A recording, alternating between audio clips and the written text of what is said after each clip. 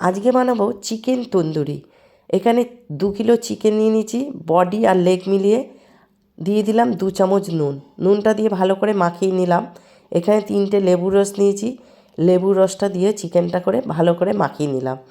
এখানে নিয়েছি 15 কোয়া রসুন, 10টা কাঁচা লঙ্কা আর 2টো স্লাইস আদা দিয়েছি। এটা মিক্সিতে ভালো করে পেস্ট করে নিয়েছি।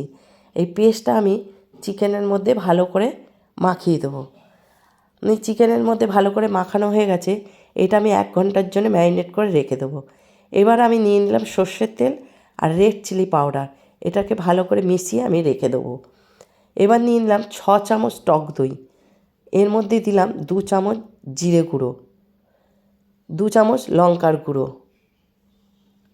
আর 1 চামচ গোলমরিচের গুঁড়ো, 2 চামচ ধনের গুঁড়ো, কিছুটা কসুরি মেথি দিয়ে এর মধ্যে দিয়ে দিলাম মিশ্রণ তেলটা দিয়ে ভালো করে ফাটিয়ে আমি এটা একটা মশলা হয়ে গেল। মশলাটা আমি চিকেনের মধ্যে এবার মাখিয়ে নেব। 1 দিন হোল নাইট থাকবে এই চিকেন, ফ্রিজে রেখে দেবো। এটা আমার দেখেছো মাখা হয়ে গেছে ভালো করে। আমি এবার ম্যারিনেট করে ফ্রিজে রেখে দিলাম 1 দিন। 1 দিন পরে আমি বার করলাম। এরপর একটা কাস্টি প্লেট নিয়ে নিয়েছি আর একটা জালি নিয়েছি, ওর মধ্যে আমি বসিয়ে দিলাম। আমি 10 মিনিট প্রিহিট করে নিয়েছি কম্বোতে। তারপরে আমি 40 মিনিট টাইম সেট করে দিয়েছি।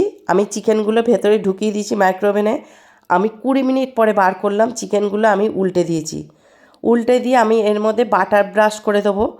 বাটার ব্রাশ করে দিয়ে আবার ঢুকিয়ে দেবো 20 মিনিটের জন্যে। 20 মিনিট পরে আমার একদম চিকেন তন্দুরি রেডি হয়ে যাবে। আমার চিকেন তন্দুরি এটা কীরকম লাগলো তোমরা সবাই জানাবে। সহজেই তোমরা বানিয়ে নিতে পারবে। তাহলে আজকের মতো এই পর্যন্তই। তোমরা লাইক করো, শেয়ার করো আর নতুন বন্ধুরা সাবস্ক্রাইব করো।